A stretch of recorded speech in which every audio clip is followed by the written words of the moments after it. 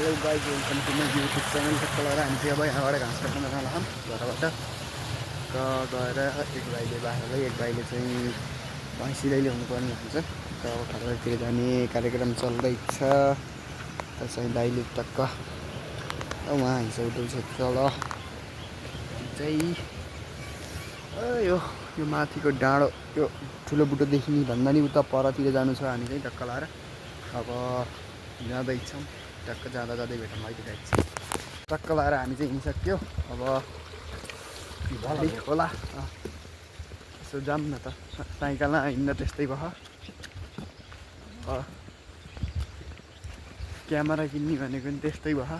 सबै त्यस्तै छ। अब घाँस सास काट्न जाने यताउता सबै हाल्दै गर्नु पर्यो। अब यहाँ हेर्न सकिन्छ पुरा आमामा धान त फेरि यस्तो छ नि बवाल हो गरे। तर यो तलतिर चाहिँ पाके जस्तो भइसक्यो। पाकेको चाहिँ होइन, केही कुनै कारणले यहाँ र माथि त्यो घर बनाउनुलाई अलि मुनतिरतिर एकै थरी धान रहेछ कि त्यहाँ चाहिँ किन हो बिग्रेछ। टक्क हाम्रो चाहिँ यहाँ यतातिर तल्लो साइड पाक्नलाई, उपल्लो साइड चाहिँ हल्का रहेछ भन्नुपर्छ। के हो खतरा फास्ट पाक्छ र यो। यो मन्टा चाहिँ रात भयो। अब धेरै नभए नि 20-25 दिनमा त काट्ने पक्कै नि हुन्छ।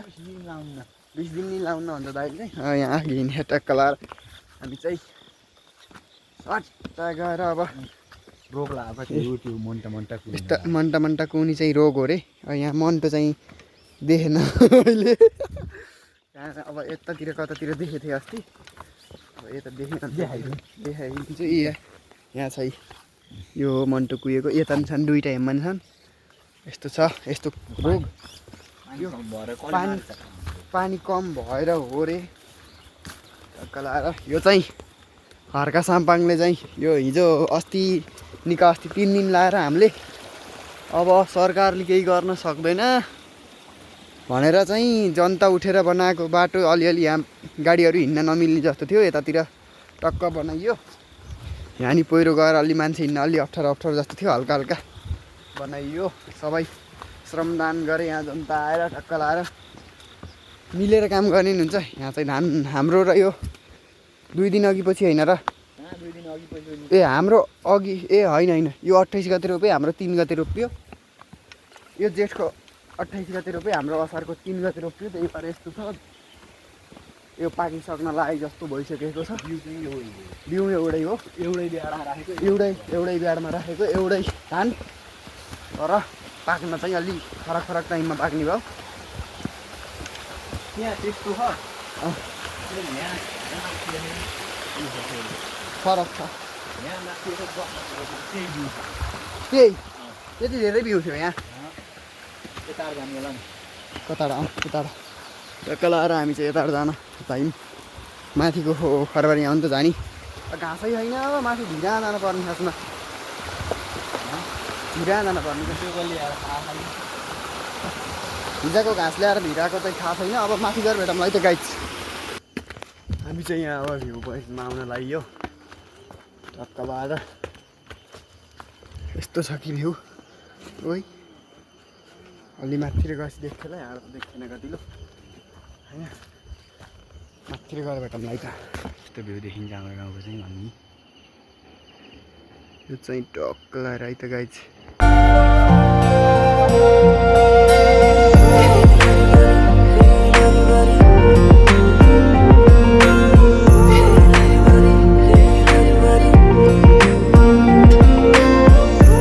टक्क लगाएर हामी चाहिँ अब खरबारीतिर आउन लाग्यो। आइयो भन्ने हुन्छ। अब 2-3 मिनट हो क्या। 2 मिनट नि लाउँदैन। ओहो मोबाइल हल्लेको। आमामा यस्तो नहल्लिने हुने नि अरे। टक्क लगाएर जानु पर्यो।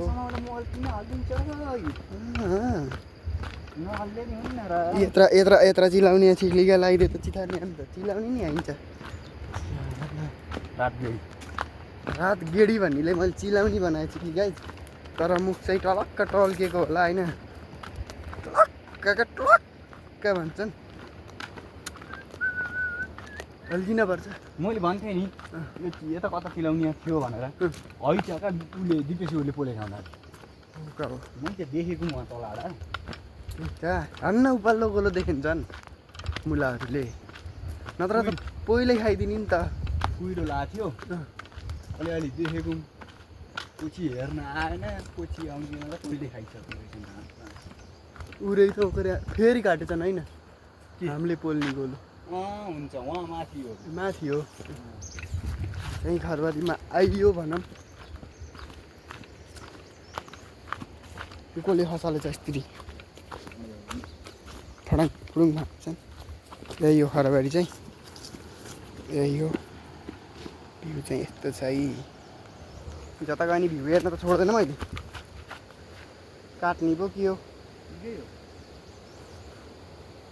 यता टक्लकै देखिने रहेछ त चिलाउने गोलो त पहिला त होइन देखिँदैन है त गाई जब घाँस काटौँ त्यसपछि टक्क लाएर अहिले भेटौँ है त यसरी मुठी पारिन्छ होइन यो यस्तरी यहाँ समाइयो काटेर यसले यस्तरी बटाएर यस्तरी अब कसैले यता घाँसलाई ल्याएर यस्तो मुठो यता ल्याएर नि बटार्छौँ हाम्रो चाहिँ यसरी पारिन्छ यता मुठी यति घाँसको हो त्यो मुठी देखाइदियो गाईले चाहिँ खतरा ठुल्ठुलो मुठी पार्छ कि हामीले चाहिँ सिक्लाई कार्यक्रम हो होइन अब अलिअलि घाँस काट्न नि सिक्दैछौँ भन्दा नि सिक्दैछु है मैले चाहिँ अलि स्लो काट्छु मैले चाहिँ हल्का अलि नसके जस्तो लाग्छ कि तर स्त्री बटार्दै अब यो हुन्छ एकछिनमा टक्क आनन्दले काट्ने त्यसै हात नि काट्न पाओ यस्तरी घाँस सरिन्छ है नजानेपछि यस्तरी चडप काटो डाँडालाई यस्तरी ल्याएर यस्तरी चडप्प बटारो फेरि स्वाइँ काटो यस्तो मस्त तरिकाले अब यो मुठी चाहिँ पुगिसकेको छ है टक्क लाएर हामीलाई ठुला पार्न भने चाहिँ यहाँ अलि हुन्न त्यो टक्क घाँस पुऱ्याएर घरमा नि बेला भेटौँ है त गाई टक्क लाएर हामीलाई चाहिँ यहाँ मुठा सुठो टक्क हाल्दैछौँ होइन अब मुठो हाल्यो अब बोक्नी जाने यहाँ चाहिँ अलि एक हाल्ला पनि छैन भन्छ काट्ने अरू केही अहिले मुठो हाल्दैछ क्यामेरामा चाहिँ 4 लागेछ कि जस्तो छ है छाँट हेर्दाखेरि अब अहिलेको भ्यू चाहिँ यस्तो छ टक्क लाएर आमामा अरे हजुर सललल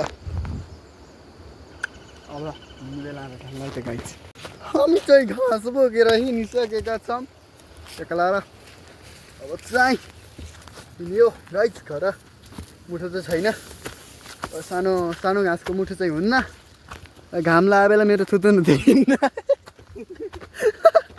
होइन नाम्लो चाहिँ छोटो गराइदिएछ कि दाइले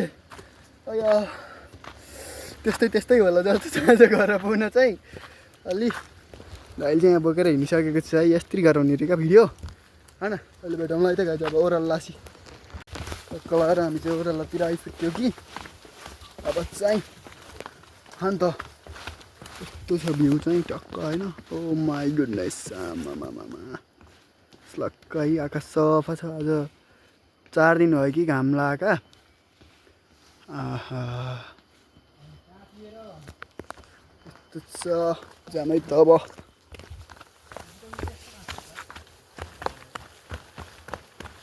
कहाँ गएर ल्याउनु भनेका बारी यहाँ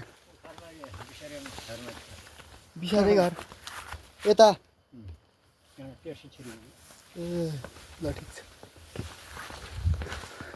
हामी चाहिँ अब कुदेका छौँ उहाँले आनन्दले है अब घाँस चाहिँ काटिसक्यो बोकेर नि आइसक्यो घर नि पुन लगाइसक्यो यहाँ हतार छ मलाई चाहिँ एकछिन अरे भ्यान छ तिमी यार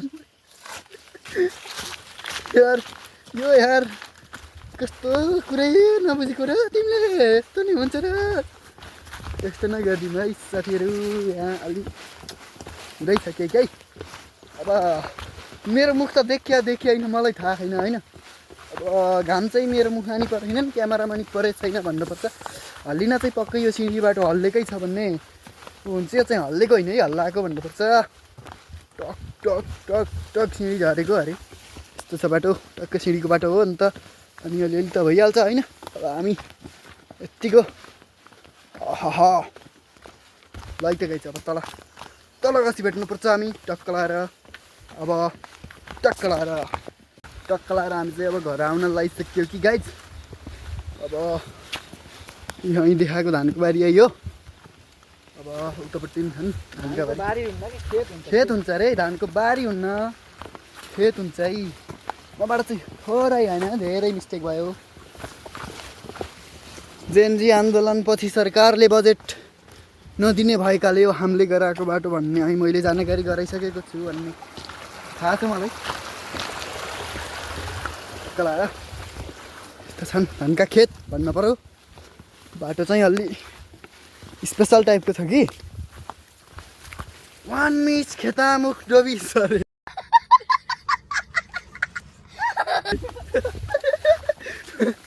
यस्तो हुन्छ कि होइन। यो चाहिँ नयाँ कुराहरू गर्दैछौँ टक्क लाएर। घाउ नि हुने रहेछ अरे। क्या बात है सर, क्या बात है सर, क्या बात, ये बात है। यस्तो नि हुन्छ कि टक्क लाएर हामी चाहिँ घर गएपछि यस्तो भिडियो चाहिँ अब बनाइराख्छु म। लगभग डेली त हाल्न सक्दिनँ होला, तर 3-4 दिन 2-3 दिन यस्तै अन्तरमा एउटा भ्लग चाहिँ आउँछ। सबैले हेर्ने, ट्याक्क अरूलाई सेयर गर्ने, आफूले चिनेका मान्छेहरूलाई सपोर्ट गर्न लगाउने, त्यति गरिदिनु होला भन्न चाहन्छु। अब यदि क्यामेरा किनेर यदि साइकल ल्याएर हिँडेछ भने साइक्लिङ आउँछ, होइन भने यस्तै भ्लग आउँछन् टक्क। भ्लग त भ्लग नै हो, जसरी टक्क सपोर्ट गर्दै गरौँ। यसो आज चाहिँ 11 सब्सक्राइबर पुगेका छन् भन्नुपर्छ। अब बेलुकी यो भिडियो हालेपछि कति बढ्छन् त्यो त नबढ्न नि पायो। बढे राम्रो, नबढे क्या नसकिन्छ र आफैले बढाउन नसकिने रहेछ। युट्युबले बढाइदिन्न पठाइदिन्न अरूको सामु। त्यसैले आजलाई चाहिँ यति गरम होला टक्क। अब घर आइसकिन लागिसक्यो। अर्को ब्लगमा भेटौँला है त गाइज। त्यतिन्जेललाई लाइक, सेयर, सब्सक्राइब गर्न नबिर्सिनु होला।